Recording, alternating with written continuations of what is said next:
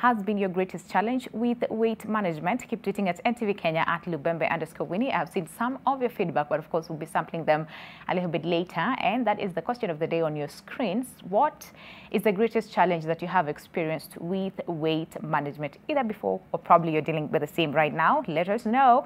But if you have a question, again, feel free to do so. Of course, my panel will be here to answer all your questions. And of course, introducing them, we have Kefa Nyanumba, who's a nutritionist at Crystal Health Consultants. Thank you very much for making time for us today, Kefa. How have you been?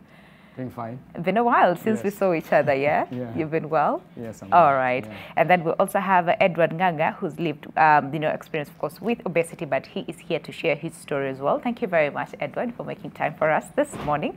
You well? I'm well, thank you. All right. And of course, on Zoom, we're also joined by Maureen Joanne Odida, who's also lived, with obesity. But again, she is here to also share her experience on how she was able to actually come back to her ideal weight and what she's doing to maintain the same, which again, for so many people, is usually like the biggest challenge. So Maureen, so good to see you this morning. How are you doing? Fine, thank you, Winnie. Good morning. Good morning. All right. Now, before we talk about and before we address actually Edward and Maureen as far as then their experience with obesity and how they've managed to actually maintain their ideal weight up until now, Kefa, let's just understand obesity and overweight, because these are the terms that we hear almost on a daily, but help us understand really what they mean. Now, weight is actually becoming a major issue to a number of people. Yeah. That is excessive weight gain. And there's a very clear difference between overweight and obesity. Okay. There's an index which I calculate that is called the body mass index, and that is what assists us to differentiate between overweight and obesity. Now, we call it the BMI. And for you to get to your BMI, you simply need to take your weight and divide it by your height in meters squared. So if your BMI, for instance, is around 20 to 25 for adults, then your weight is normal. 25 to 30 is overweight, and above 30 is obese. By the time you're obese, it simply means that the risk of getting lifestyle diseases actually increases.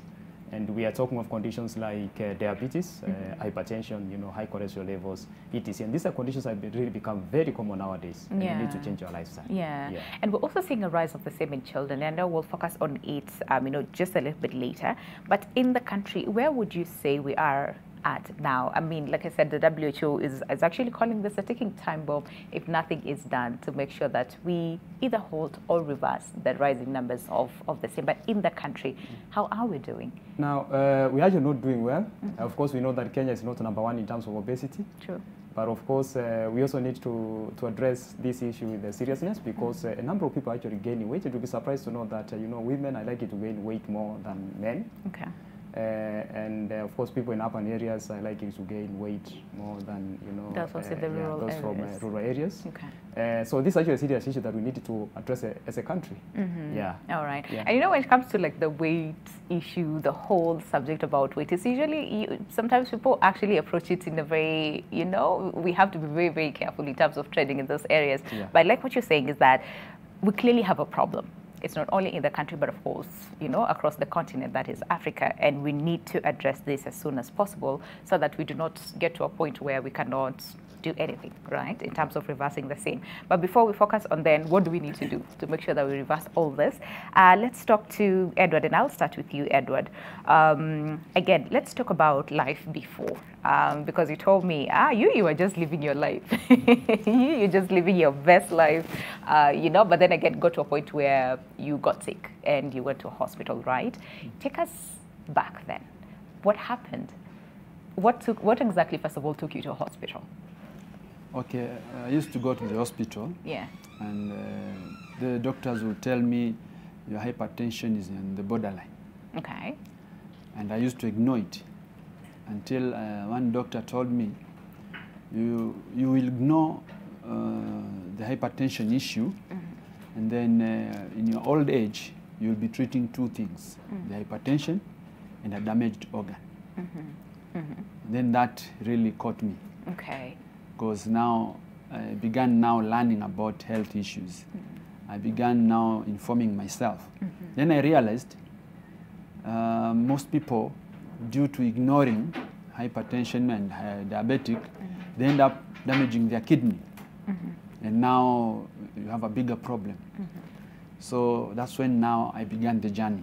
Okay. I was referred to a nutritionist, that is Dr. Kefa, and then I was also referred to a cardiologist. And when I was referred to the cardiologist, he put a machine here. I stayed with it for 24 hours. All right. And to my surprise, when I go to sleep, now when I'm in the bed, that's the time pressure is high. Oh, wow. Now the machine showed that. Okay. Daytime I'm okay, but now when I'm sleeping, and now you're supposed to rest. Yes. That's the time. There's not so much activity going on in the No, body. no activities Yeah. going on. That's the time now it goes high. So to me it was quite alarming. And then the doctor had to prescribe for me drugs to start using. But at the same time I began the weight management journey with Dr. Kefa. Okay.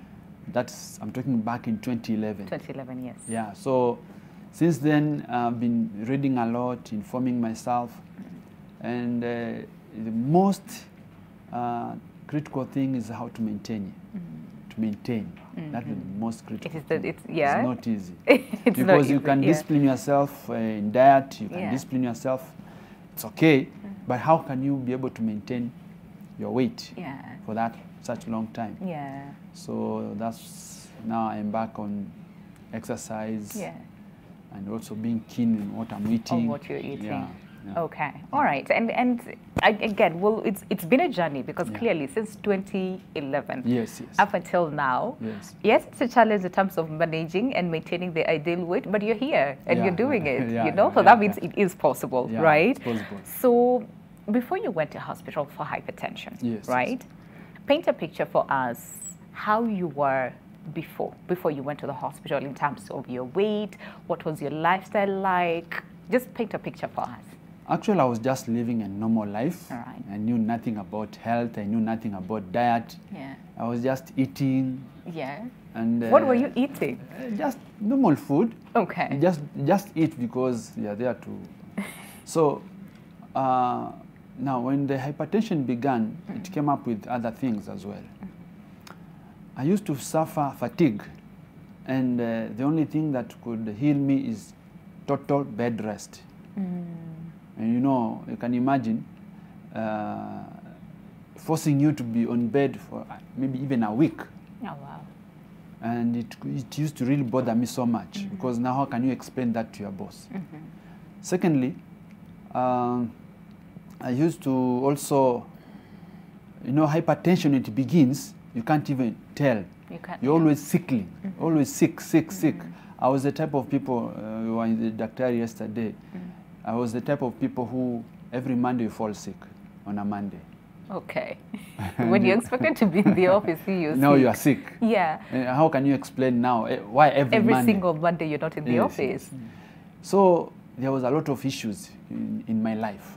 You are not able to control yourself, you're not able to manage your life, you're not able to, and that being sick all the time, it really bothers affects you. your productivity. Yeah. Okay. So that was also one of the issues that were really affecting me. Yeah. I'll come back to how, again, living with obesity, of course, affected your life. And you mentioned, you know, aspect of work, which, again, how then do you tell your boss every single Monday you're not able to come to the office, or every so often you need bed rest, and, you know, so affects your productivity in one way or the other.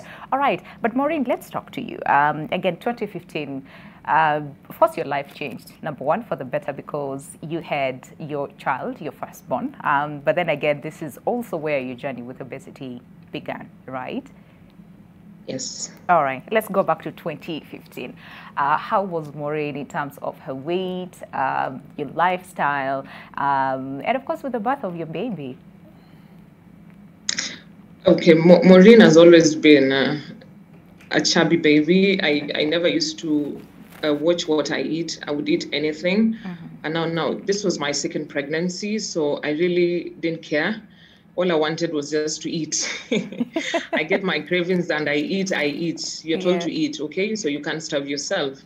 So along the way, when I was about to give birth, I reached 100 kgs. Oh, wow. And I remember the reaction on my nurse's face. She was like, "You're 100, are you going to push this?" I was like, yes, I will do it. So eventually I managed and I had a normal delivery. But then after that, the weight kept going because at the back of my head, I needed to have enough milk supply for my baby. So I just kept eating. I could eat a whole loaf of bread, from porridge, just name anything, you know. Okay. By the time Miley is 6 months, I'm already at 106 kgs. I was so heavy. I looked at myself. I just felt disgusted, like, this is not me. I started losing my self-esteem. And most of the time, I would just stand on the mirror naked, you know? And I'm like, no, what is happening to me? My boobs are big, my tummy, everything is just out of place. I can't seem to control anything down, you know? But I'm just eating and eating. But then I look at my friends and they're like, you're okay. You know, everyone says, you're okay. But deep down, I'm suffering. Yeah. My self-esteem has really gone down. Okay. So All right. eventually, yes. All right. Let's go back to a little bit before your pregnancy. And I know, Kefa, I think you'll just make it clear for us, because a lot of the times people are told, yeah, you're pregnant, you need to eat for two, right? Is this okay or not? But for you, so you said you've always been a chubby baby, right? So Yeah, I was chubby. Yeah, so before your second pregnancy, or even let's just talk about your first pregnancy, did you also experience like a drastic shift when it comes to your weight? And then even after the birth of your first baby, yeah, did you maintain or got to a point where you had an ideal weight and then this shifted during your second pregnancy? During my first pregnancy, I gained a lot. And even after giving birth, it didn't even dawn on me that I need to keep fit. I had no one to guide me on that path. So after my first baby, I kept on eating and just eating and eating. So here comes baby number 2. I'm like, okay, Yeah. you're supposed to eat. Just kept on eating, because basically I had no one to guide me, like, more, you're supposed to eat this, don't eat that. No, it was all about me just eating what I felt like I should eat. Okay. Yeah. All right. Kefa, just help us understand this, because again, majority of the times we hear this where, you know, people actually say that, you know what, me, I was advised to eat for two, right? And then it's during pregnancy, I am actually craving this, I am craving, you know, that, and it's okay. Eat whatever it is that you're craving, right? Is this okay or not? But before you even answer that, we have some pictures of Maureen's before and after. And Maureen, I'd want you to walk me through some of these photos that we have. So if we can have them on the screen right now. Very different pictures, and I would say you look at it and you see Maureen now. Yeah. So Maureen, take us through this picture. This was actually my first day I was going to register in the gym. That is in 2015. Yes, and I look at that picture and I'm like, no. Do you question, like, who is this person? Who is this? Yes, and the ladies at the gym are dressed in the bras and the tights, and there I am with my baggy t-shirt. This one I had gone for a trip. And just see how chubby and happy. Yeah. This one I've gone for a birthday with my son. Okay. Oh my God, yes. she's like, oh my gosh. All right. Now looking at that picture on your screen right now, what are the emotions? I love this girl that I'm seeing right here. Yeah. Because she went out of her way to achieve her ideal body. Oh my God. Is that the same dress? This is the same dress, I remember. Wow.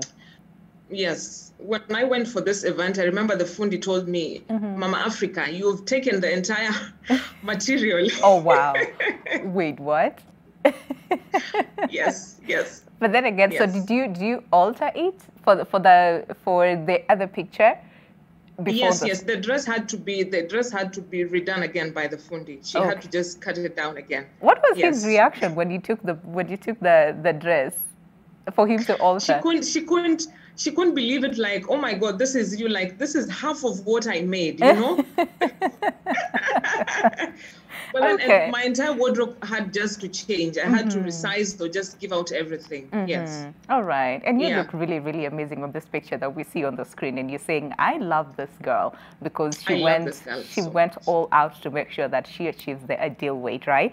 We'll come back for you to take us through some of the other photos that we have, and especially, you know, the ones, I think it's after your exercise, because they're really, really beautiful as well. Like he said, you wore a baggy t-shirt when you were enrolling in a gym, but there's one that I saw you in the correct gym attire, and you look absolutely amazing. We'll talk about that in just a moment. But for now, so Kefa, first of all, something that Maureen said, that she was a chubby baby.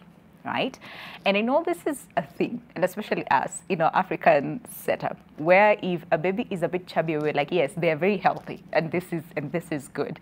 Is this always right? And especially when it comes to the ideal weight, let's say, of a baby growing up. Now, it's not actually right, because you know, traditional people used to think when the bigger the better. Yes. Of course, we are doing well. Yeah. But I think that's a notion that needs to change.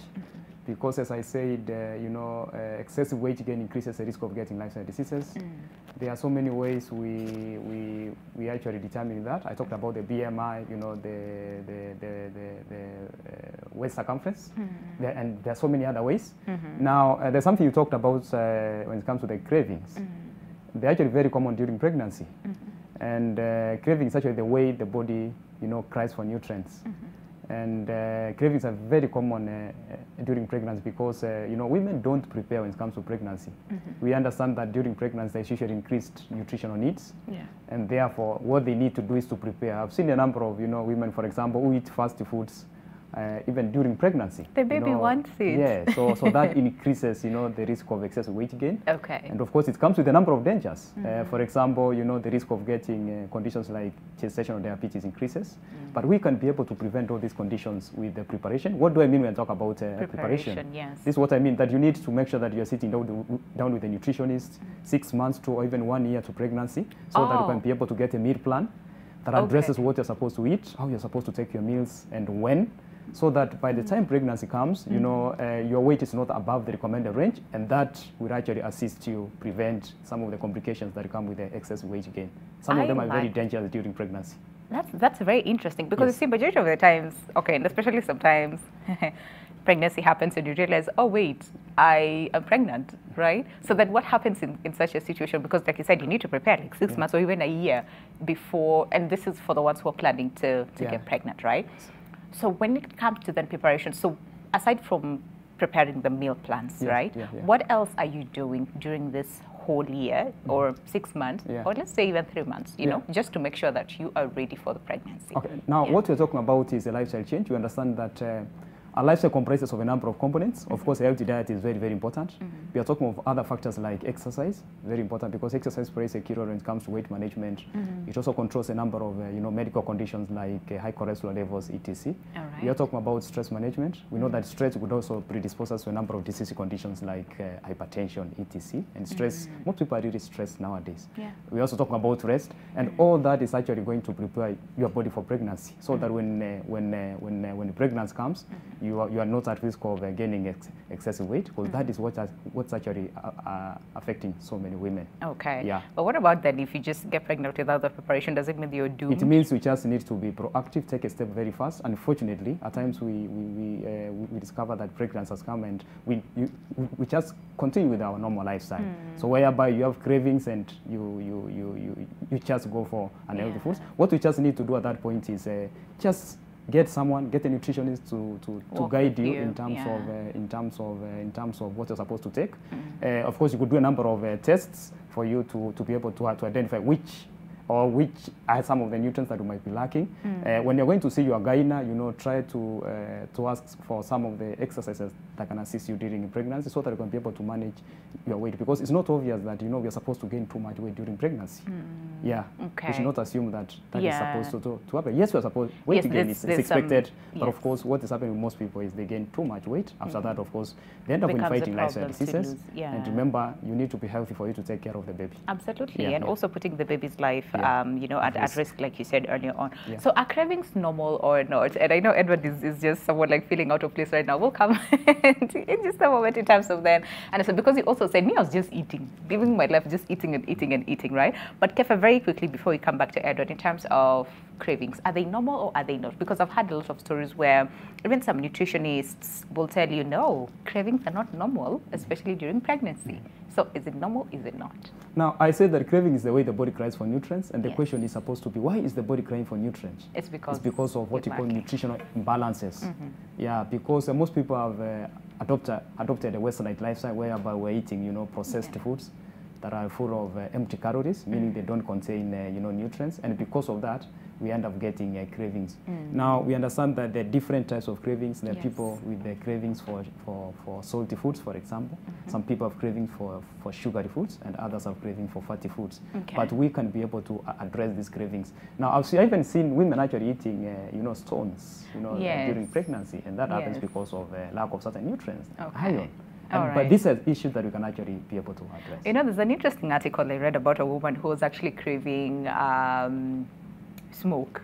Like they would go to bus station as mom for the entire day, just inhale, and then that's it, go back home. So for such a case, it's that they need to sit down normal? with a professional and all that to find out why is that happening. The challenge with most people is they really don't Seek take help. time to address Okay. the root cause of some of these issues. But Okay. if they can sit down with the professional and all that, they can be addressed. All right. But we need to be to take a step for that to happen, of course. Okay. Yeah. All right. Yeah. So then also Edward pointed out something that I think it's just normal for so many of us, and that is, I'm just going about my life, I'm just eating and all those things. So at that time you were 92. Yes. That is in 2011, 2011, yeah. right? So how were you in terms of your body, like your physique? Were you exercising at some point? Or because like you said earlier on, I didn't know anything about health. I was just going about my business. So paint a picture for us in terms of how were you physically?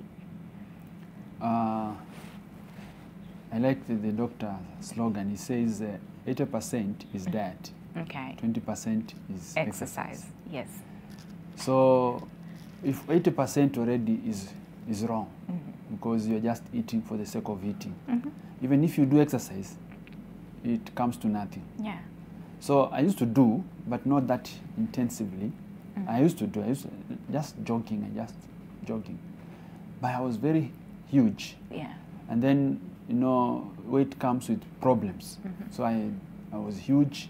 I had those issues that I've just said. And, if you cannot be able to manage your own body and you cannot be able to address the issues that you are facing, you cannot focus and you cannot concentrate. Okay.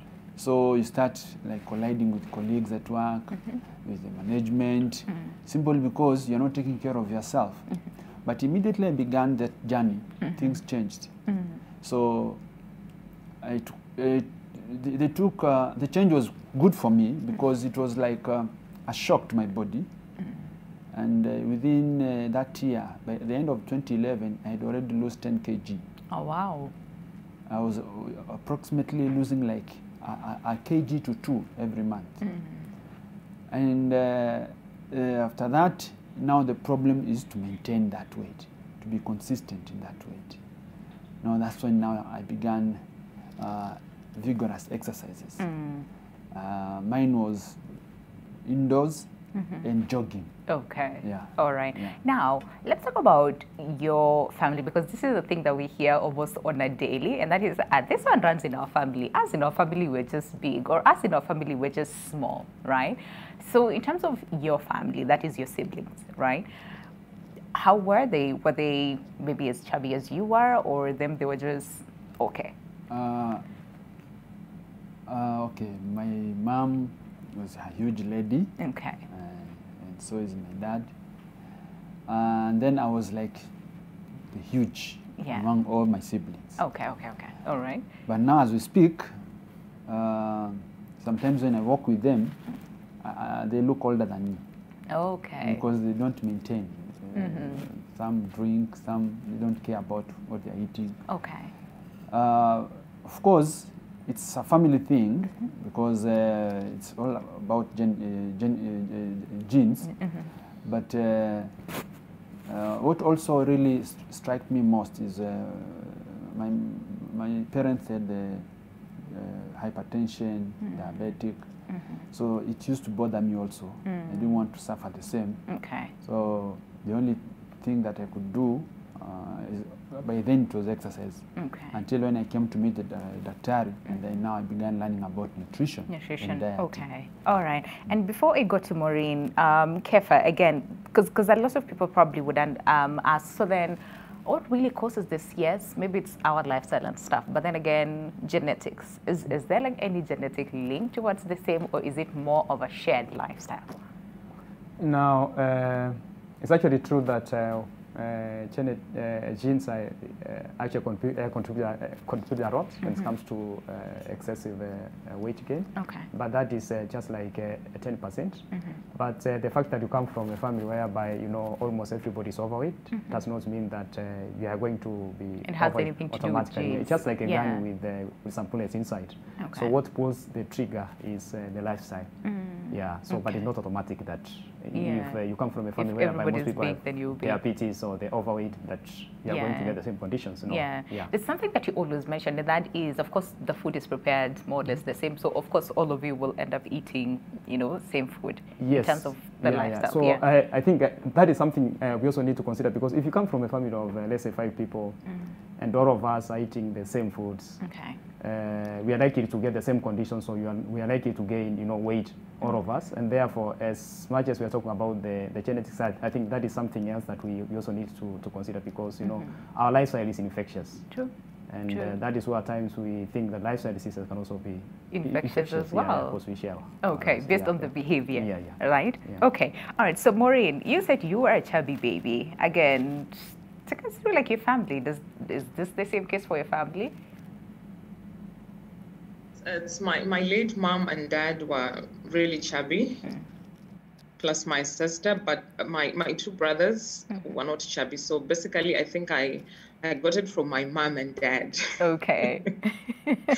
Yes. All right. Yes. Okay then. Yes. So after the birth of your second baby, of course, your weight increased to 106, and like you said, you looked yourself in the mirror, and you were not okay, with the person that you were seeing. That is a reflection of what you were seeing in the mirror, right? So during this period, before you decided to go to the gym, or before you decided to take action, right? How did this impact your life? And even, of course, during this period where you're running up and down, trying to take care of your baby, but also trying to take care of yourself. How was your life impacted, with with this reality that, no, this is not the ideal weight that I am supposed to be? Like I'd said earlier, Winnie, my self-esteem really went down. And at some point, it even affected my sexual life.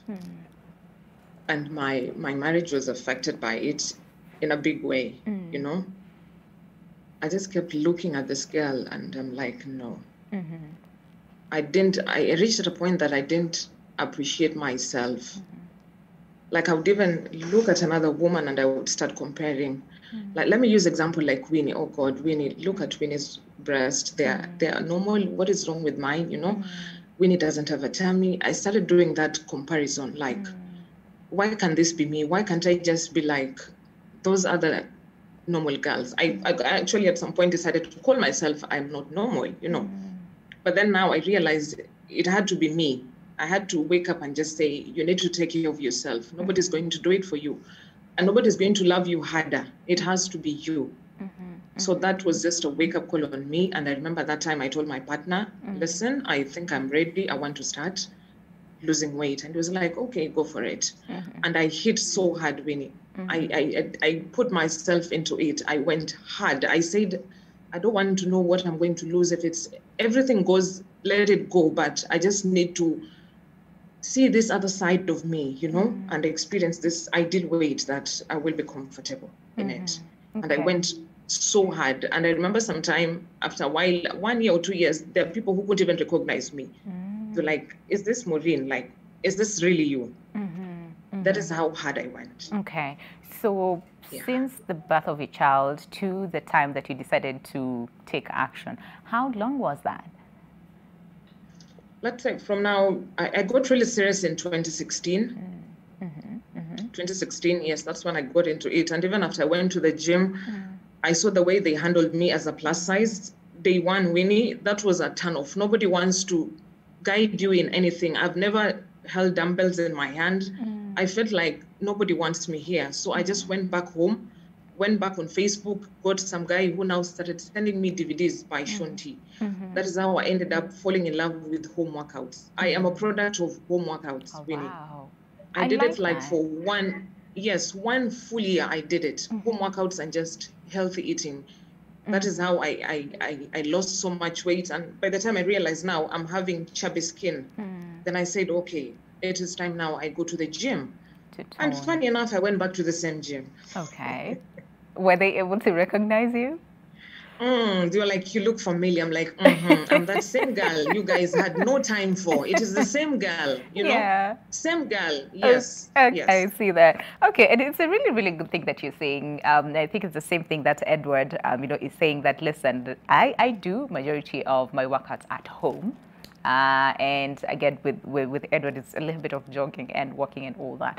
Okay, because a lot of people are like, no, I really have to go to the gym for me to lose weight. But I like what you're saying. And I'd also want to know, so did you probably incorporate other things just to make sure that helps you with your weight loss journey? Because like you said, you went ham. You did not care. You went ham. Yes. So we'll find out, after this feedback, because we also need to take a break. So let's get to hear what you had to say as far as the question, and that is, what is the most challenging part about your weight management? And that is, what is the greatest challenge you have experienced with weight management? Let's hear what you have to say. So someone says, this is Misheka Enoch, says, procrastination to do exercise and eat a healthy diet. Okay, procrastination is the biggest issue. And then at Mishran says, busy schedule with no time spared for workouts. Okay, careful, you'll take us through that.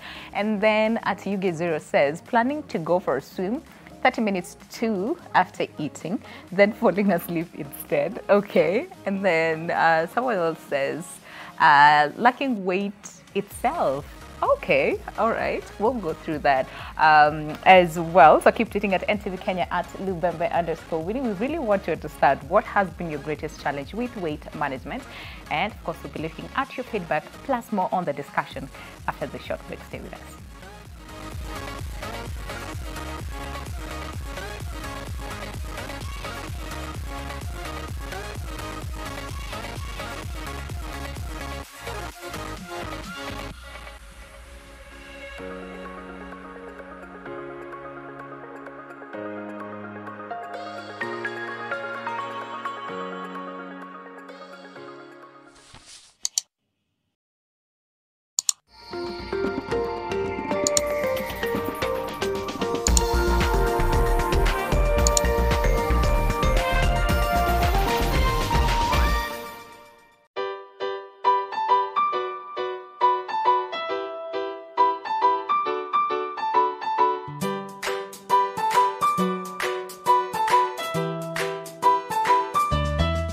Toss White hutoa madoa kutoka nguo za rangi kama red, yellow, blue, yani kala zote. Lakini ni specialist wa kutoa madoa kutoka nguo za white. There's a Toss for every laundry need. Toss ya tosha.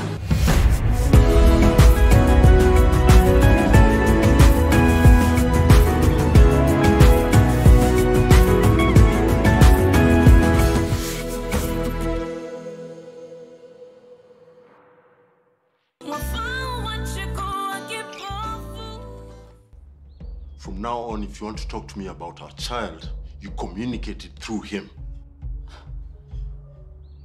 You won't come to the home or any family events.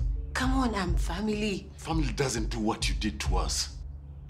Bob. And another thing, please do not ever mention my name again. Tera unitishi. Mimi ndo niko na do. Na kama unataka hizi do utafanya job yako na unyamaze. Get peace of mind and protect the ones you love with the power of Dettol Bar Soap. It cleans and protects from up to 100 illness-causing germs. So no matter what type of mum you are, trust Dettol. How many cases have you taken to court? Gentlemen, 453. And one conviction. You should be disbanded. We do not prosecute. Our case is to investigate. the biggest enemy that the Kenyan people have is not malaria, is not HIV, is not COVID, it's politicians. In as much as Boris says we should elect good leaders, what if we are not good ourselves as a country? God has no voters card. God will never elect anyone. The devils that you think you need to be scared of are the devils that you elect. The impunity we have, we blame them. Look at our roads. The impunity, the borders, the matatus, how we drive, everything we do. Impunity is rampant everywhere. The law must be seen to work. This country is bigger than you and your party.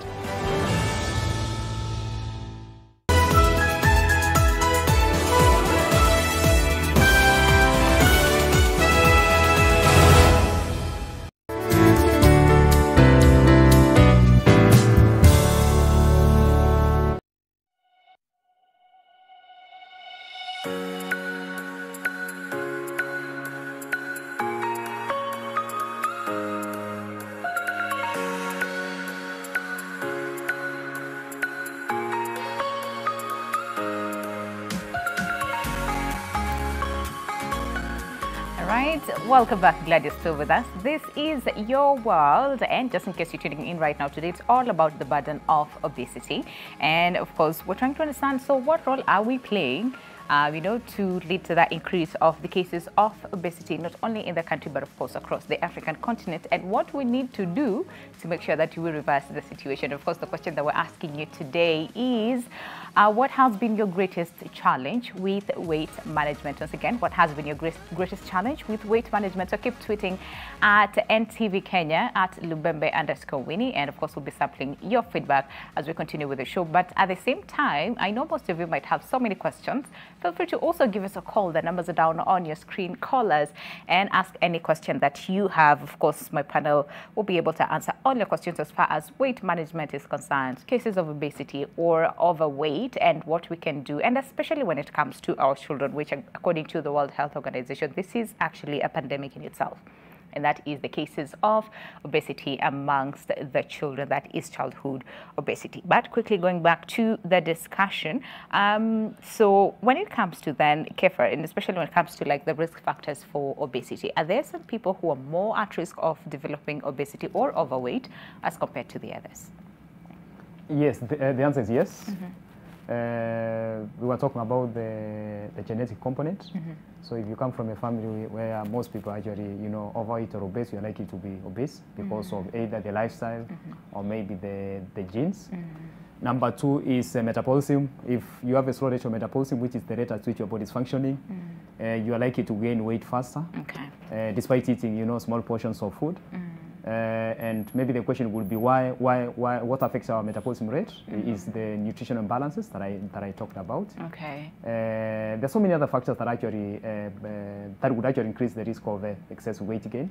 So that simply means that we need to be careful by trying to be proactive. And we don't need to do this because we're sick, but because we want to prevent disease. Absolutely, absolutely. So then again, just to make it clear for people in terms of metabolism rate, right? We have some people who have faster metabolism rate as compared to the others, right? How does this work? And it's so that we get some people who have like slower and others have, faster metabolism rate. So our body is supposed to function at a given rate. Some people have a slow rate of metabolism, and that happens because of lack of, certain nutrients. For example, we know that nutrients like iodine are actually very important in terms of influencing our metabolism rate. We also have other important nutrients like iron, etc. And therefore, the moment we start getting micronutrient deficiencies, of course, our metabolism usually gets affected. The other people have, the faster rate of metabolism, and those are the people who will complain that yes, they are eating food, but they're not gaining weight. True. Unfortunately, we usually forget to talk about people who are supposed to gain weight. There are not many. We tend to focus more on the people who are supposed to, lose weight, because that is what is actually affecting a number of people. And that's how metabolism actually comes in. And one of the things that I've actually discovered through my practice is most people who want to lose weight will always focus on controlling the quantity of the food. Some of them don't even eat much. Sometimes they even skip their meals and the weight is not coming down. And that happens because of, the slow rate of metabolism. So it's something that is affecting so many people. So is there an instance where, like you said, sometimes lack of certain nutrients will actually lead to a slower metabolism rate? The other thing is the excessive, accumulation of the body fat. Usually when we have excessive accumulation of the body fat, what happens is our metabolism usually slows down because, you know, excessive accumulation of the fat usually affects what we call oxygen circulation, and most of the body functions usually tend to slow down. In fact, we have a special machine that is called the body composition analysis machine, and we're able to know, you know, your body fat percentage, the water percentage, the muscle percentage, etc. And all that information is very important because it assists us to know your metabolism rate. The machine also checks what you call your metabolic age, which is, so which is a measure of how your body is actually functioning. I mean, you might be around 30 years, but if your metabolic rate is above 30, if you're 40 or 50, it means that your metabolism rate is actually very slow, and something needs to be done. That's interesting. Metabolism age. We've never had that. Metabolic age. We hear mostly about the rate and stuff. But just in case someone is like, what do you mean when you say metabolism rate? Just to make it clear for them to understand. In simple terms, metabolism simply means the rate at which your body is actually functioning.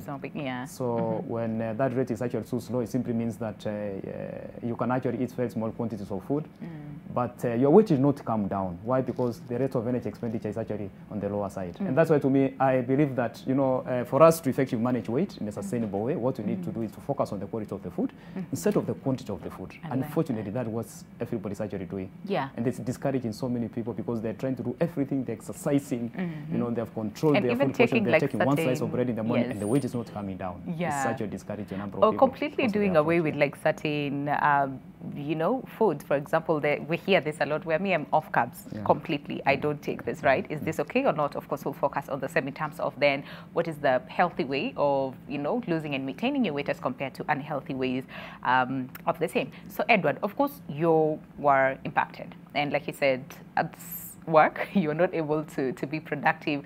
And of course, this led to so many issues at work, right? You want to take us through that?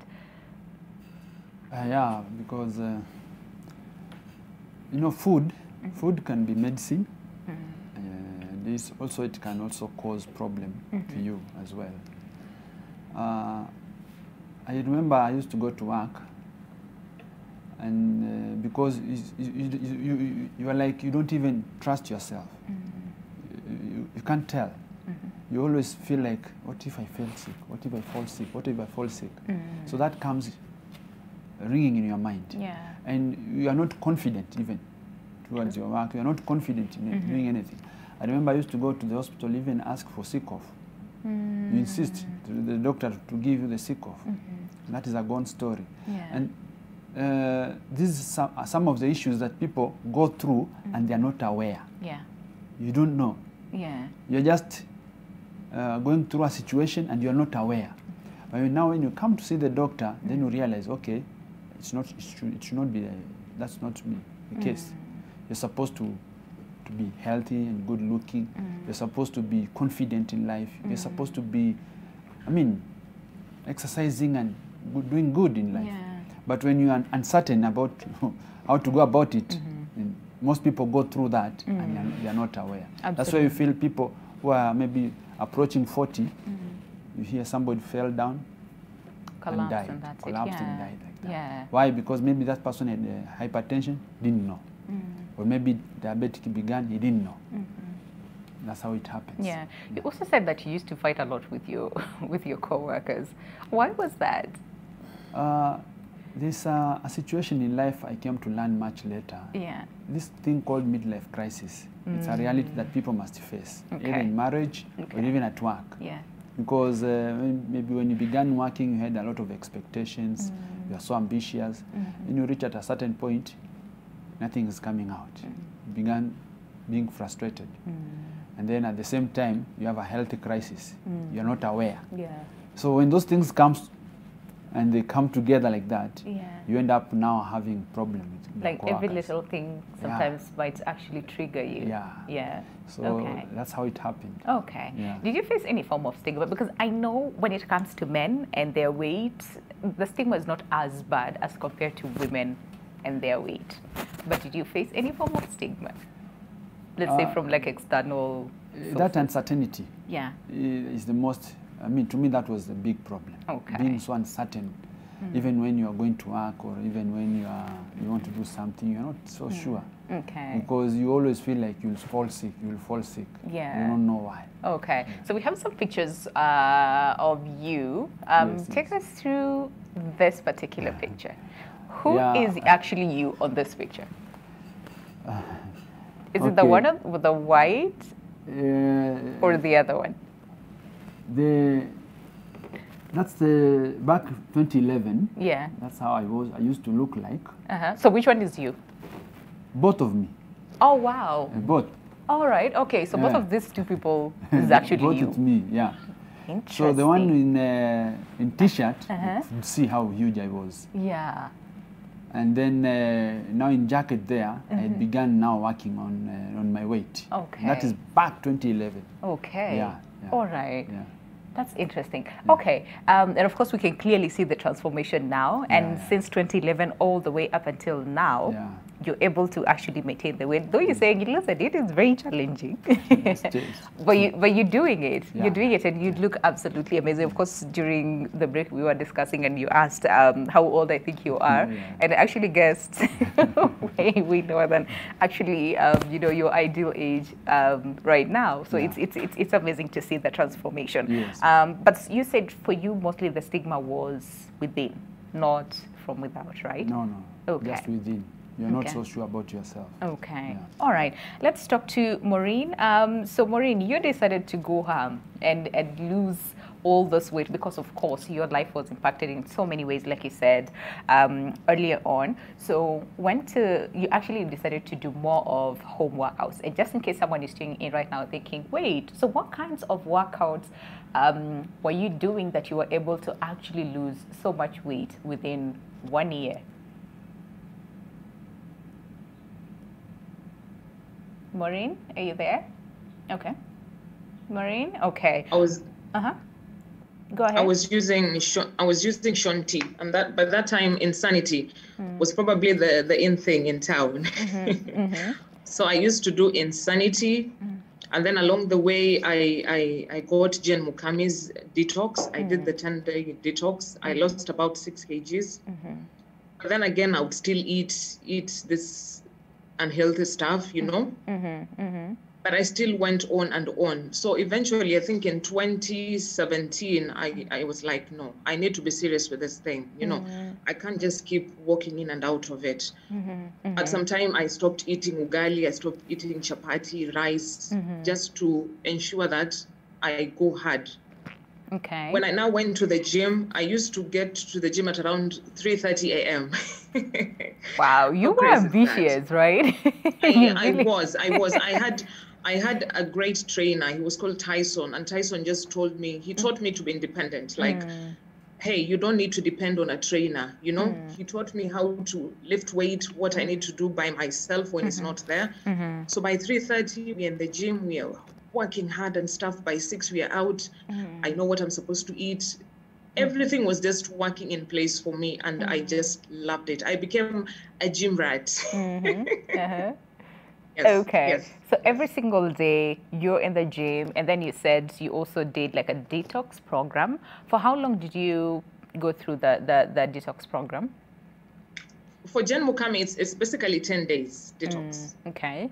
All right. Yes, for that, yes, I lost about 6 kgs, and I'm like, this is not stable. So I started now doing meal prep. I would prepare meals for the whole week for myself, but then also on this other side, I cook meals for my family. Okay. So you can. Yeah, the meal prep. I got addicted to meal prep. That I need to do my lunch, and I focused basically on lunch and dinner. So I used to do it on Sunday, then lay the containers on the kitchen counter and put it in the fridge. So every day I know what I'm supposed to eat. Okay. I could not, like, when I'm making biryani for the family, I will not eat it. I will just remove my meal, the meal I prepared, warm it up and just eat it. I enjoyed the meal prep. Yes, like for almost 1 year, I did the meal prep, and it really worked for me. Okay. So a couple of questions. So you do your meal prep, right? Where make sure that you have everything that you would need to eat for the whole week? Yes. So that it guides you again in terms of, because like you said, you used to work out, but still, eat not so healthy foods, right? So you had to change that. So you would do your meal prep, but also prepare meals for your family, you know, and you would make them kawaida foods. But for you, it had to be specific types of food. Did you feel like some little bit of temptation, like the discipline to not eat at all? Winnie, when I say I went hard, I went hard. I remember even sometime I would go for weddings. I will just sit there and eat salad. That was me. Salad and protein. Like I could not, no cake, no nothing. I was determined to achieve my dream goal at that time. I used to tell myself, I've been eating biryani for more than 10 years. If I miss biryani today, I won't die. No. So it's all about consistency and just working really hard and being super disciplined. And it comes to you yourself. Nobody's going to push you. Okay. Nobody. It has to be you. Okay. All right. So you also said you lost 6 kgs. Was this 6 kgs during the 10-day detox? Yes, it was. Wow. That was fast, right? And we'll talk. Wow. Okay. Now, so for your meals, just in case someone is curious to understand, so what exactly did you prepare for yourself for the entire week? So now for lunch is well balanced. I would have my carbohydrates. The carb will be sweet potato, and then maybe with some chicken and vegetables. That will be my lunch. And then dinner will be vegetables and protein only. I never used to take carbs past 3 p.m. That was my rule, and it's still my rule up to now. I don't do carbs after 3 p.m. Okay. So mostly proteins and vegetables, all right? And vegetables for my dinner. I'm still curious about the detox program. So was it like a juice? Was it? Yes, smoothie, yes. It's a juice. It's a juice thing. What does it contain? Where you mix like 2 fruits, let's say a banana, a mango, and 2 leaves of spinach. Okay. With 500 ml of water. So I did that like for 10 days. Okay, so you only drink that, nothing else? Yes, you drink that for your meal. That is what you take. It's a program. For the whole day? For the whole day. Let's say if breakfast, like day 1 breakfast, we have like 2 slices of bread with an egg, and then lunchtime you have the smoothie, then dinner there is a smoothie. Then now the following days it's smoothie for breakfast, lunch, and dinner. You have your smoothie for 10 days. Okay. Yes. All right. And this is basically just preparing your body. You can't live on a detox. You can't live on a detox. Yeah, that's why I'm surprised. I'm like, wait, what? The whole day? Remember, remember my plan was to go hard. I was willing to do anything to just get rid of this weight. So I did the detox. I lost 6 kgs. I'm like, okay, now I'm moving somewhere. Now, after that, now I moved into the meal prep. Okay. That really worked again for me. All right. Okay, and I know for so many people, and especially for us women, especially when we're dealing with something, it's very easy for us to, someone comes and tells you, hey, I tried this, and it worked. And then you go ahead and try. And then someone else comes and tells you, no, Machanana, you try this one. This one will actually, you will lose 70 kgs in like a month, you know, and then we also want to go ahead and do it. Did you have like some of those experiences where someone just tries to sell you something and, fall for it? Because like you said, you wanted to lose this weight, whatever, it took, Yes, I even got someone who offered me to use pills, but I said, no, this body is natural. I'm not going to take any pills. I've never indulged in pills. It's all about food. Food is everything. The type of oil you use, it's just food. Yeah. That's it. It's food. Okay, I like that. All right. So Kefa, this is usually like a very challenging period for so many people. Those ones who are looking to lose this weight and just get to their ideal weight. Sometimes it can be a very difficult process, very traumatizing for some people. But then again, very productive at the end of the day for so many people. So when it comes to then losing this weight, is there like an ideal way to do so? That's actually a very important question. One thing I like about her is the fact that she was not interested in weight loss, but committed. You see, when you are committed about something, you do it irrespective of the circumstances. Absolutely. But I'm concerned about the approach because I'm actually based at KMS Center, Hapain, and I attend a number of patients, and some of them have done these detox programs. And, at first they lose, a few kgs. They work. But because the body usually breaks the muscles and they also lose water. In case they have any medical condition, it usually gets worse. So meaning weight loss can also be a sign of disease. Most people don't know that. In fact, if you go to the hospitals, people lose weight and they don't recover. So, and that therefore means that we need to be very careful when it comes to weight loss. I like the part of the meal plan that she actually talked about.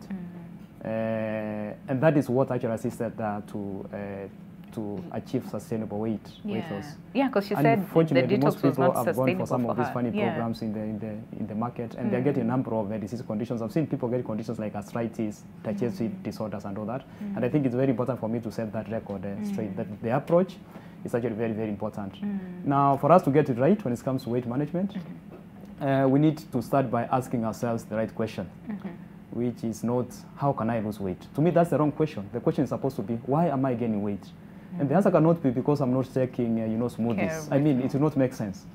So it takes us back to the root cause, which is our lifestyle. You are taking processed foods that are full of empty calories. A lot. That the body converts into fat. You are taking a lot of, fatty foods, sugary foods, etc. And to make it worse, you are leading a sedentary lifestyle. And that is what needs to be addressed for you to achieve what you call sustainable and durable results. Okay. And especially with onset of COVID-19, where, of course, there's a lot of working from home, and then, of course, our lives have changed, where you just get from your house to your car, to the office, to your car, home. And, the cycle continues. So there's a lot of sedentary lifestyle. So during that period, let's say 2020, 2021, of course, do you see a lot of patients with the same? That is increased cases of, overweight and obesity? Yes, it's actually true. Because one of the things that most people are actually going through was stress. I mean, a number of people were stressed, they were depressed, they're anxious. And we know there's a connection between stress and our food choices. True. Stress actually increases cravings for certain foods, and therefore, with increased cravings, of course, we expect people to gain more weight. And that is why we need to also talk about stress management. Of course, our movement was a bit limited, and because of that, our active level actually came down. So the answer is yes, that during that period, we attended a number of people with excessive weight gain, even the ones who were actually working on the program, and they were not able to maintain the activity level or their lifestyle during that time. Of course, that was a bit of challenge. But I'm happy that right now, things have started to go back to normal. And I mean, people have discovered that irrespective of the circumstances, I mean, what happens around us affects us by just 10%. 90% is determined by how we react. And our reaction is actually determined by what you call our attitude, that is influenced by so many other factors. So, and that is very encouraging because it means that we are not victims of circumstances, but the masters of our destiny. Of the destiny. Yes. Okay, then. So, like you said, so there is an ideal way to lose weight, and that is make sure that it is sustainable, not just do something that is very drastic, because also there's the way the body is affected once you do something very, very drastic, right? Especially in terms of metabolism also. One of the reasons why we affect our metabolism rate is because of nutritional imbalances that I talked about. And for example, if you decide to take fruit juice for 10 days, you're not taking starch and proteins. Of course, you start lacking certain nutrients. After that, you even get craving. Cravings actually become worse, especially for the starches. And to me, I really don't have any issue with the starches. Starches are not bad. We are the ones who are taking the wrong starches. Yeah, so we need to approach this issue in the right manner, in the right way. Approach. Yeah. Okay, then. So very quickly, in terms of the starch, which, like I said, there's some people who would completely take it out of, their diet, completely take out starch and just do a lot of protein and a lot of vegetables. Is this right, or do we need starch in every single meal that we take? Now, one of the dangers of that is you affect your brain cells in terms of functioning. So if you start experiencing, forgetfulness, I not be surprised. Some people get a bit dizziness, dizziness. So when that happens, I'm not surprised. At times I get amazed when people get surprised of things that are expected. Yeah. I've seen some people, you know, going to the hospitals for such conditions and they're giving medication and nobody's taking time to find out why is this happening. In your diet? But that's one of the challenges we have actually nowadays, that Yeah. we don't seem to really work on the root cause, which is the fire, and we seem to be focusing on the smoke. And that is where we are seeing people getting, you know, the increasing cases of lifestyle diseases. Okay. Yeah. All right. I'll come back to that question, you know, because again, some might be like, oh, okay, so how do I know that I am lacking, you know, the nutrients that, again, the carbohydrates or the starch provide? But for you, Edward, Maureen also had to do something, you know, that is get into a detox program for a while, realize, you know what, this is not sustainable for me. Let me look for something that is more sustainable. And that is what she is doing up until now. For you, what are some of the changes that you had to make sure that, number one, you lose the weight and also maintain the same?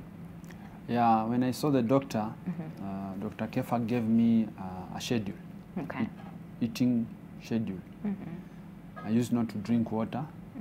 I used not to eat fruits. So I began now drinking water, at least 6 to 8 glasses in a day. In a day, yeah. And before lunch, I eat fruit. And then avoid a lot of carbohydrates. I eat, but now you reduce the quantity. You know, we are the like people, big ugali and very small. Yes. Now you make it the other way now. Yeah. Ugali is small or rice is small, and then vegetables and proteins a bit. So I began that. All right. And when I began that, it was not easy for my wife. She was like, "You're not eating?" I'm eating. You know, she's used to giving me a hill of something. Yes. I'm eating. This is what I'm eating. Yeah. So I began slowly, and then with exercise a bit, and I could see the change in my body. changes. Yeah. Was it difficult for you? Because you see, there's a certain way your body was accustomed to, and especially when it comes to the quantity of food that you were eating. And then all of a sudden, it's like you're reducing the portions. Yeah, it was. Because I remember going back to doctor and I told him, I feel weak. Yes. Yeah, I feel weak. And then he told me, you know, you need to be eating proteins. Because I began feeling weak and I could feel like... Do you feel like hungry all the time? Hungry, I used to control that. Yeah. I used to control that either by taking water or have a fruit. I take a fruit. All right. And I could now control that. Yeah. But generally, the body changes. And to me, it was very important because I began like interacting with my body. I came to learn that I have low acid level. So if I eat meat at night, I have an digestive problem. It doesn't digest. Okay. And I began learning my body as well. Yeah. Because when you began doing the diet, there's a way now, like the way the doctor is saying, people fall sick simply because of lack of nutrients. Now, you need to understand that. You need to learn, why am I feeling this way? Why am I feeling that way? Then I began learning my body slowly and slowly, and now I could be able to control. I even ended up leaving sugar completely. Oh, wow. Completely. Okay. Don't take sugar. All right. But it was not easy also to begin that. Yeah. Yeah. Because I also learned something that inflammation is caused by sugary things. And inflammation is one of the biggest problems that we have. And if you can control inflammation in your body, then you'll be able to prevent many diseases in you. So what causes inflammation? Sugar. You can learn that from the kids. When they eat sugary things, immediately they have tonsils. That is inflammation. So I began learning many things about diet, what to eat, what to control. And then now that's being sickly all the time, it stopped. Yeah. And I began being healthy. Okay. Yeah. That's interesting. Because again, like you said, it is not easy, right? And especially for the foods that you're so used to, the things that you like. What was one of the things that you really liked the most that you had to either stop or completely reduce? I like ugali and rice, these normal foods.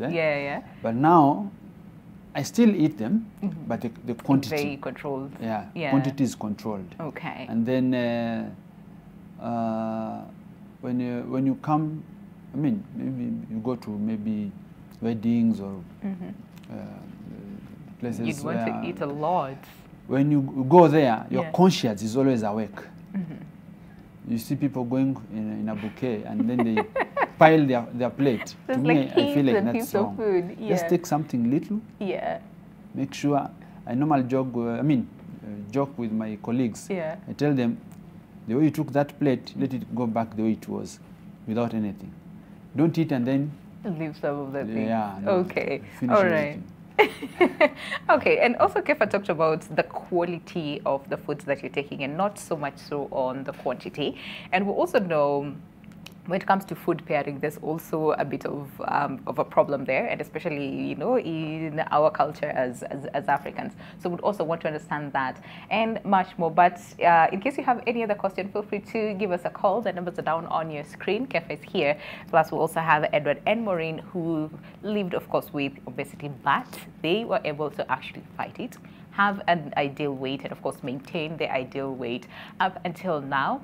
Of course, so if you want to ask, and especially when it comes to then how are you able to maintain this lifestyle, you know, so that you do not go back to how, you know, they were, again, feel free to do so, or any other question that you have as far as obesity and overweight is concerned, feel free to ask us. That is giving us a call, or send us a tweet at NTV Kenya at Lubembe_Winnie. We'll be sampling your feedback when we come back. But for now, let's take a short break. This is Your World. See you soon.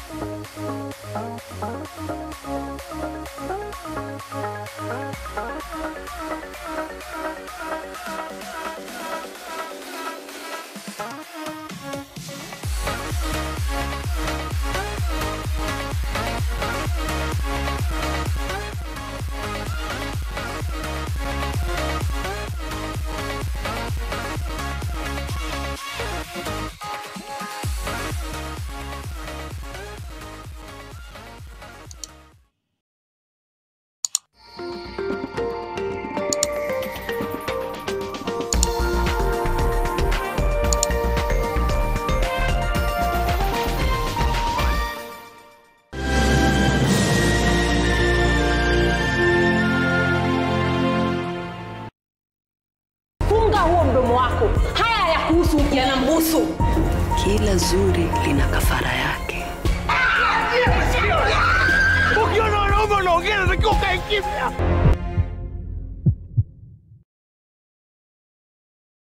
I'm growing up, I'm growing into every moment.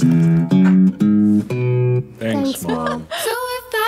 Nurture the moment with Minute Maid Delight. Now available in tropical, orange, mango, and apple flavors. Who is a true partner? They go out of their way to help you. They do not hesitate to go the extra mile. And they're always there standing beside you. They step in when you need them the most. Because a true partner is a partner kwa ground. KCB Bank, go ahead. The Democratic Republic of Congo, DRC, is a country endowed with arable lands, rich mineral deposits, and an insatiable market for goods and services. Required by the almost 100 million population, the Kenya and DRC governments organized a trade mission in partnership with Equity Group that saw more than 300 investors and entrepreneurs visit the vast country for 2 weeks. Watch the documentary on how the DRC is ripe for investment and trade on NTV, Sunday 13th March 2022 at 6:40 p.m. More than 1 million people have fled Ukraine as the conflict escalates. Foreign students from Africa and Asia have reported discrimination as they attempt to get to safety. So, how is this affecting the response to the crisis, and how is it shaping opinion? I was begging. The official literally looked me in my eye and said in his language, only Ukrainians, that's all. That if you are black, you should walk. The media has also been put on the spot regarding their coverage of the conflict. Some journalists have been accused of racism, with critics saying that their language perpetuates harmful stereotypes. What is happening and what can be done about it? Interestingly, we've never had an account with any other bank, and we don't intend to. It's good when you've got a trusted partner. Welcome to the family, your home of all construction and manufacturing needs, because you can always bank on family.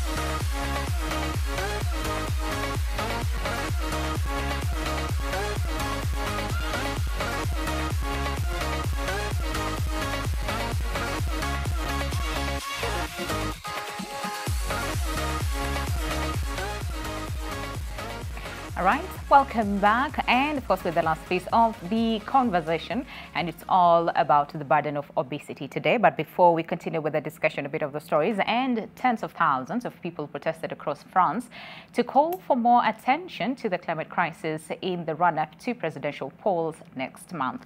The protesters said climate crisis took up only 1.5% of talking points in the media coverage of the election campaigns in France from February 28th to March 6th. This was also backed up by survey by climate justice NGOs.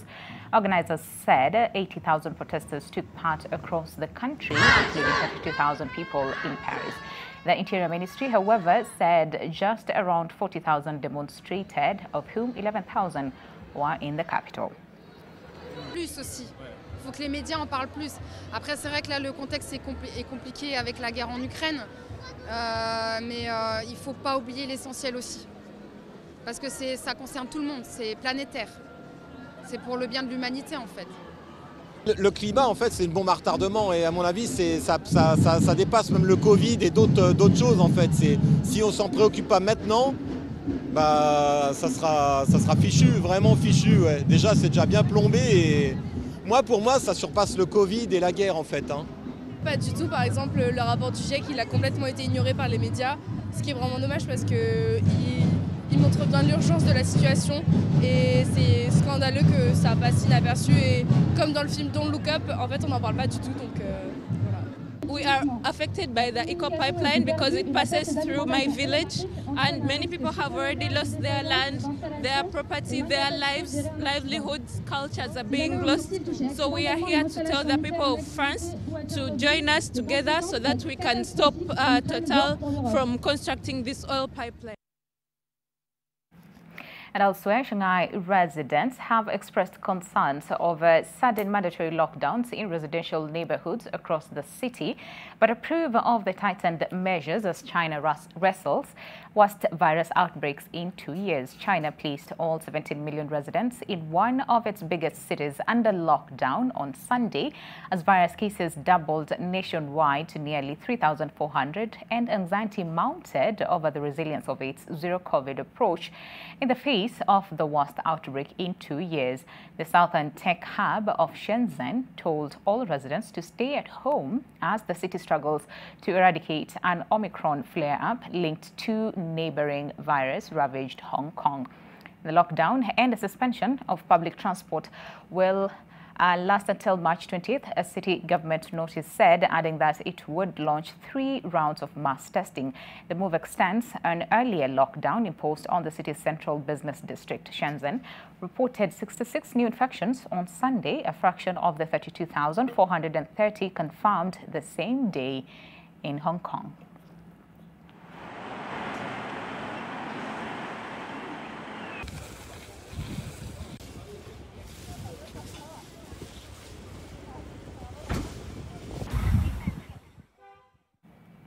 All right, and back to the discussion. And Kef, of course, I'd ask you this in terms of then the rise of childhood obesity now in the country, where actually Kenya was rated one of, the countries where with obese children, right, or overweight children. So is this the same in terms of maybe looking at it, right, and diagnosing childhood obesity and, of course, adulthood? Is it the same or is it different? Now, it actually depends on the age, especially for small children. We use what we call MUAC, and we're able to know if their weight is actually within the recommended range or not. So it actually depends on the weight. But of course, as you said, excessive weight gain among children is also another issue that we really need to address. Okay. Yeah. So then how do you resolve this, and especially for the children? Because for adults, I know you can take responsibility as a person, just like Edward and Maureen did, and they're like, this is not okay, let me take action. But then again, for children, what is the approach? And do you also use BMI to make? No, you said MUAC. Yeah. BMI is for adults, depending on the age. Now, when it comes to the approach of addressing excessive weight gain among children, we focus more on educating parents. These children don't afford, they don't purchase the fast foods for themselves. To the parents. So we must actually educate the parents. And that would start right from, weaning. After 6 months, we know that WHO recommends exclusive breastfeeding before 6 months. Yes. And the challenge usually starts after 6 months, whereby in most cases, most parents actually give children a lot of starches. For example, they give their children, pumpkin and potatoes and spinach without even proteins. And because of that, they end up gaining excessive weight. So it actually goes back to educating parents that they need to make sure that they get a complementary feeding program, because, the healthy status of children before 2 years or the first 1,000 days of life actually is actually determined by how they actually fed within the 2 years. Oh, wow. And therefore, parents need to take this with a lot of seriousness. It actually determines even their success in life, because, after 2 years, most children, in case they actually standard, they might not be able to achieve their potential height. And height is one of the very important factors that we consider when it comes to life expectancy. And parents need to understand that you don't love your children by purchasing them fast foods. Of course, we understand that change is a process. You cannot change everything at the same time, but it's very important for us to start introducing healthy foods at home. Let children understand that they can take sweet potatoes or arrowroots for breakfast, but of course it's supposed to be a gradual process. So it actually means that we need to focus more on addressing and educating, educating parents, so that they can be able to, assist us address this issue. Yeah, because I know of a person who said they never introduced sugar into their children's diet, and up until now, the children don't even know what sugar tastes like. So I think it's possible. It's possible. But then, how bad can it get? And especially when it comes to the children. Now, just like adults, children can actually get some of these conditions. For example, we are seeing the cases of diabetes among children. Type 1 is actually increasing. Oh, yes. We have different types of diabetes. We have type 2 and type 1. Type 2 actually affects adults, and type 1 affects children. So such cases have really increased. We also see children getting conditions like high cholesterol levels because of excessive accumulation of the body fat. So just like adults, they're actually getting those conditions. And we need to understand that some of our habits have what you call transgenerational consequences, in the sense that what we do right now, we are likely to pass to our children. They're going to pass to the next generation.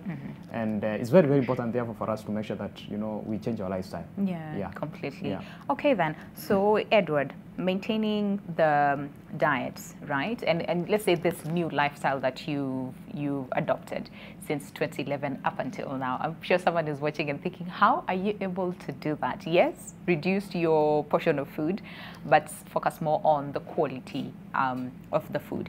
Aside from that and the exercise, is there anything that you've had to do and keep at it until now? It's just you're conscious. Should always be awake. Right. Should always be aware that whatever you eat, the repercussion behind. So I can say, before I came to learn about diet and nutrition, I knew nothing about it. But after that, it became part of my life. Okay. Yeah. All right. So you just live what the doctor told you to go about it, and you make it now part of your life. Okay. Yeah. There's some people who decided to just do it on their own without like consultation and all those things, right? Yes. What do you think about this approach? Like Maureen, I have not had her mentioning a doctor anywhere, but she was able. Yeah. Now the challenging is, she began just 2015. Yeah. The challenge is to maintain that kind of lifestyle. You need some professional advice as well, because of course we have I mean, we can be able to learn because now the media is there and people have many experiences. Yeah, it's good, it's okay, no problem. Yeah. But you also need some professional advices from the doctor, so that now when you incorporate all that, and eventually you'll end up becoming, or rather coming up with your own plan, or rather on your own way of life now. Like now, he didn't tell me not to take sugar, that was mine. You see, that was mine. All he didn't tell me. All right. So that was my choice.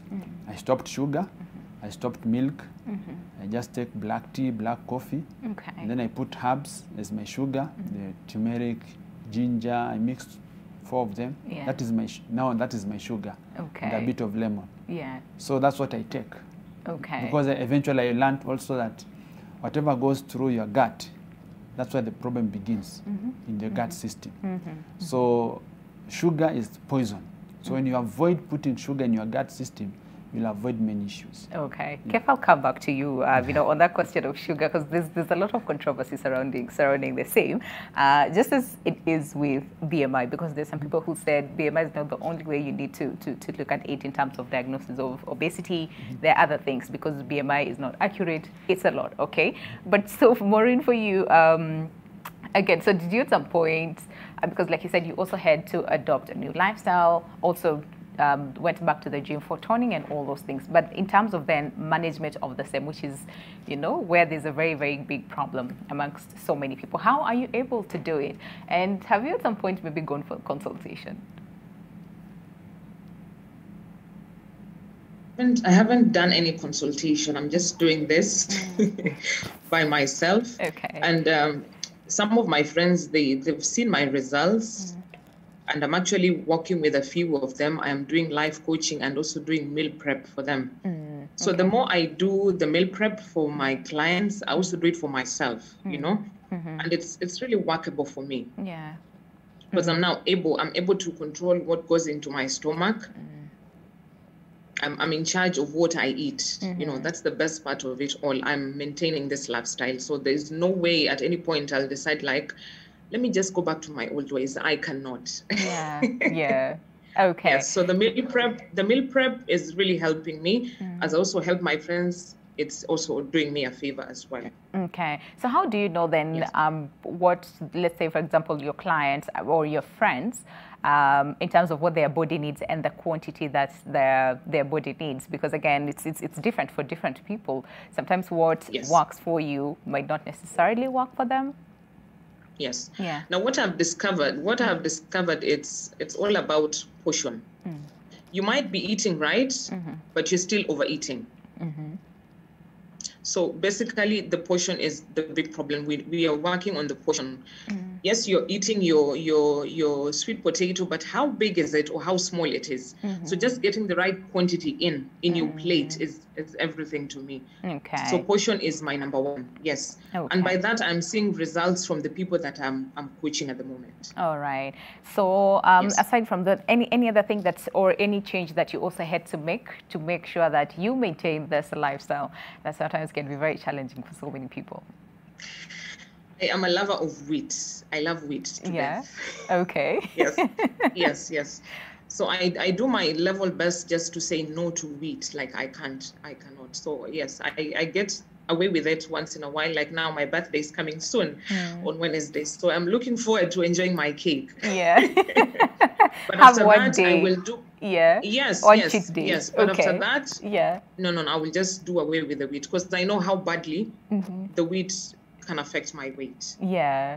Okay. Yes. I see that, and happy birthday, happy early birthday to you. Thank you, Winnie. Okay. So, Kefa, then in terms of, because it's a thing for us, and especially in our culture, where the preparation and food combination sometimes is a very, very big issue. And like we said earlier on, one family might actually be overweight and another one might not be, and yet they eat from the same plate, maybe observe more or less the same lifestyle, right? So when it comes to then food preparation and food combination, what would you say is right and wrong based on the things that we do almost on a daily basis? That's a very important question because it's not enough for us to eat the right foods. We need to make sure that we're eating these foods the right way. Okay. For us to get the desired outcome. That is in terms of our healthy status. Unfortunately, issues to do with food combination are not well addressed in the books. What you just get in the books is, the right and the wrong foods, and that is the song actually everybody is singing about. Yes. Plus, of course, the food portions and all that. Now, food combination is very, very important because it actually determines whether we are going to get, the nutrients that I said actually affect our metabolism rate. For example, I've seen people, who take very nice traditional vegetables. Let's say, for the people who come from Western, they have, traditional vegetables. Yes. But some of them are adding milk to the vegetables, so in the process they interfere with the iron absorption. You know that iron deficiency become a major issue, not just in this country, but all over the world, affecting especially women and children. The way we combine our food could also, predispose us to, excessive weight gain. I've seen, for example, people taking more than one starch in the morning. For example, a common example that I would give is, taking porridge and sweet potatoes in the morning. Most people do that. Go to rural areas. That's what the people are actually doing. And that is why these issues are not just in urban areas, but they're also in the rural areas. And one of the reasons because of food combination. Yes. It's interesting because, when you say that, as we're thinking, but this is healthier. It's porridge and, let's say, sweet potatoes, or nduma, sweet potatoes, and something else. We think it is healthier as compared to bread, processed, which is more processed. But that also is wrong. Yes, so, because it increases your, starches. Because the two actually starches, and that of course would increase the risk of excessive weight gain. We've also seen people taking, for example, people are taking, rice and chapati, the same meal, rice, chapati, and beef and vegetables, and so a lot of starches. So we really need to also educate people when it comes to food combination, and that's what we do as nutritionists. In fact, when somebody comes to see me, I take like 1.5 to 2 hours, even 2.5 hours, depending on the conditions, because some people have the full picture of medical conditions. So that first and foremost, we need to understand the context, because information is applied based on the context. There are people with different conditions. Somebody has diabetes, blood pressure, cholesterol, and weight, of course. So, sometimes we talk about obesity, we think that, it's just weight that we're actually addressing. We need to make sure that we are addressing all these other conditions. And therefore, we need to consider all those factors. I mean, what are they eating? How are they eating their foods? And that is what will assist them to achieve the desired outcome. Okay. And even the timing, because Edward pointed this earlier on, where sometimes we interchange. You will take the heaviest meal at night, and then maybe sometimes skip breakfast or take the lightest, That's a challenge most of people, the breakfast. Because we are supposed to make sure that we take our breakfast like a king, lunch like a queen, and dinner like a pauper. But unfortunately, most people do it the other way around. In the morning, it's actually people eating like a pauper. At times, we don't even take anything for breakfast. So we find most people taking actually a lot of food in the evening, every dinner, and they're going to bed. And that complicates everything. So that is why I think what people need is awareness. We need to really create awareness that what is killing most people right now is not lifestyle diseases. That's what I mean. It's not accidents or wars, but what you call the lifestyle diseases. If you count the number of people dying because of diabetes, blood pressure, cancer, etc., it's quite a lot. And it goes back to creating awareness. People need to know that we need to change our lifestyle, and especially before we get the lifestyle diseases. Yes. So, what is the last time maybe one is supposed to eat before going to bed? Like, what time should their last meal be? As I said, you know, information is supplied based on the context. I'm trying to think of somebody, let's say, who has to work from from morning up to around 7 or 9, gets to the house, let's say, at 9, 10 and all that. But of course, I have to give you the what I would actually recommend. 7 to 8 is actually okay. Yeah. But I know to most people that might not actually work for them. Yes. But the key thing is if we would actually try to control our food portions, especially towards the end of the day, that would actually assist us. Because I know at times there are people of challenges and they're not able to control their time, their meal time, especially when it comes to dinner. But let's at least try to make sure that we reduce our food portions. So portions is the biggest thing, not necessarily the timing, because there's some people who just eat and go to bed immediately. Timing is very, very important, but remember, knowing what to do and doing it as two separate things. Okay.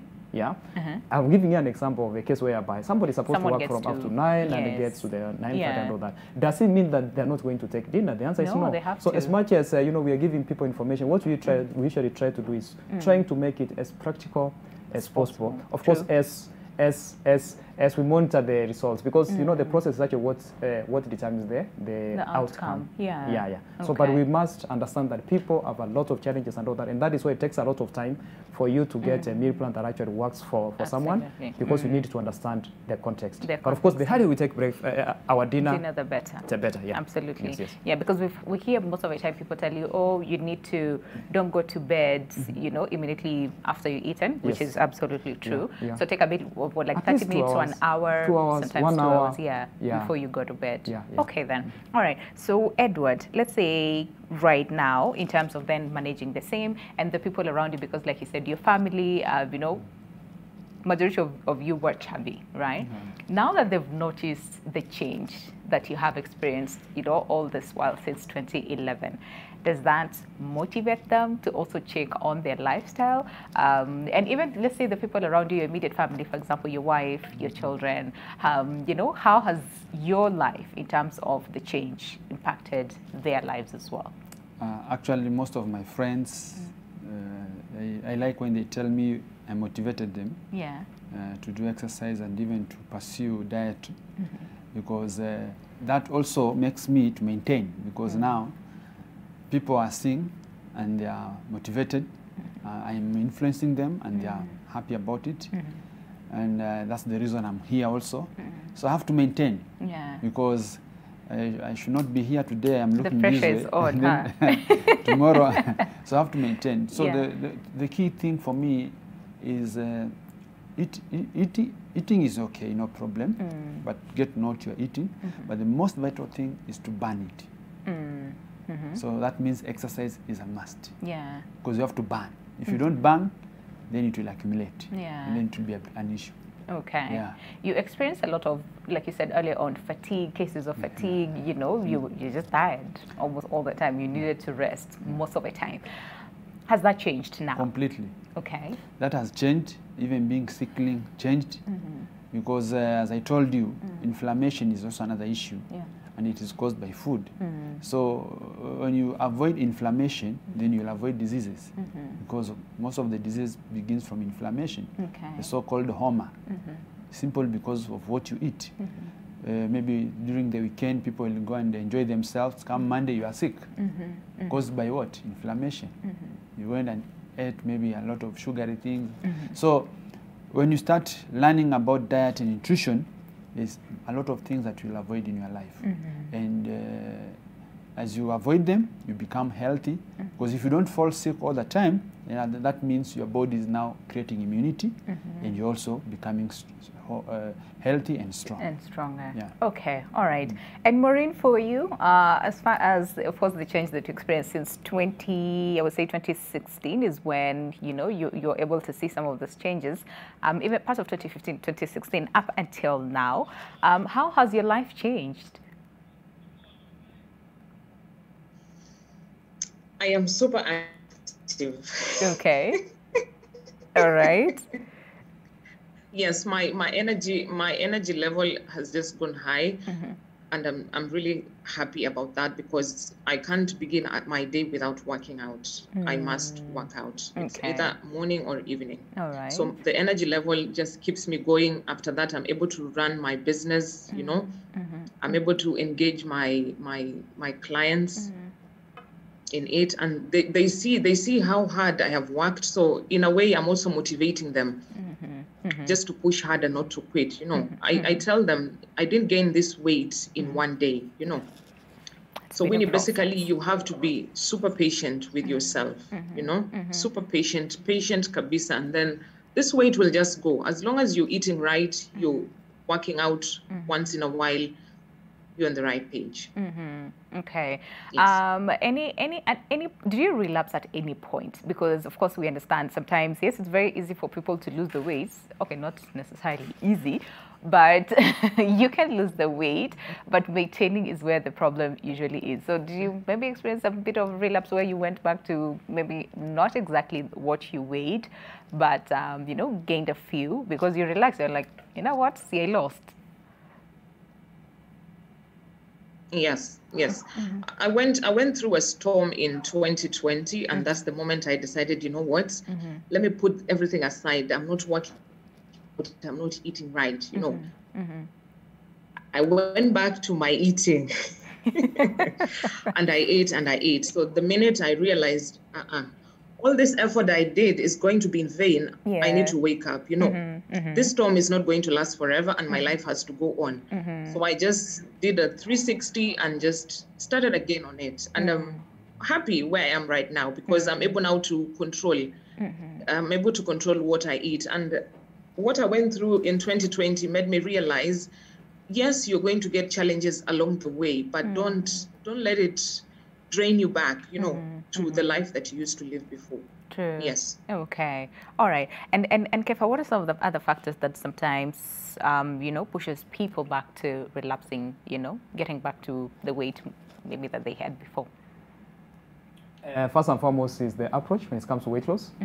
If the approach is not sustainable, don't be surprised when you go back to your old habits. Number two is at times the fact that some people achieve, you know, their goals. And because of that, you know, there is nothing to push them to continue with their lifestyle change. And that is why we need to be very much consistent when it comes to lifestyle change. I mean, we need to be committed, not interested in lifestyle change, as I said. Yeah. Committed to the same. Yeah. Let's address the BMI issue very quickly. Because a lot of people will say, yeah, this is not the only thing that you need to use when it comes to diagnosis, you know, cases of overweight and obesity. Yeah, so where's the mismatch? Where's the disconnect? Now, as I said, the number of ways we use to determine obesity, and one of them is BMI, which is actually not accurate, as you said, because BMI assumes that all the weight is actually bad, but we know that when we talk about weight, we are talking about the muscles, you know, and muscles are actually good when it comes to metabolism, so the more the muscles, the better. We are talking about the bones, you know, the body fat, etc. But what is actually bad is the body fat. And that's why BMI cannot be that accurate. We know that especially for the people participating in rugby, some of them can weigh up to 90 kgs, but they can actually run for 30 minutes without getting tired. So BMI is not that accurate. And that is why we do what you call the body composition analysis, whereby we're able to know your body fat. We know that there are different ranges for men and women. We check your water percentage. We've seen people who seem to be taking, you know, the recommended amount of water, but surprisingly, when we check their body water percentage, is on the lower side. We check your muscle percentage, and using that information, we're able to design a meal plan that actually addresses the specific issues, you know, presented by patients. So the answer is yes, BMI is not accurate, and that's why we also need to do the body composition analysis. Okay. All right. So of course we need to wrap up now. I'd want to ask you in terms of like, in like 10 seconds, as far as what people need to understand really about obesity and overweight, and the role that they need to play to make sure that, you know, we do not get there or reduce the numbers that we're experiencing right now. What would you say in like 10 seconds? Okay, it's actually very simple. All we need to do is we need to make sure that we're actually proactive and not reactive when it comes to fighting obesity. We need to understand that we should always put the first things first. Our health is actually number one. And lifestyle change, you know, it's like a tea bag. You'll never understand the strength of a tea bag unless you put it in hot water. So let's not wait until you get into hot water for us to change our lifestyle. I like that. Okay. And for you, Edward, and especially for the men, please speak to the men out there who just think, this is a women's issue. What would you say? 10 seconds as well. They will come to know that it's an issue when it affects their libido. Okay. Because now when it goes there, it's a big problem.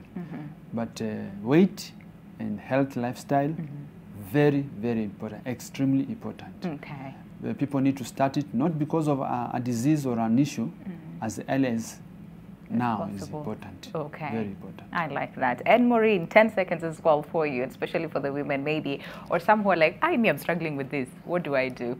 10 seconds. You need to love yourself first.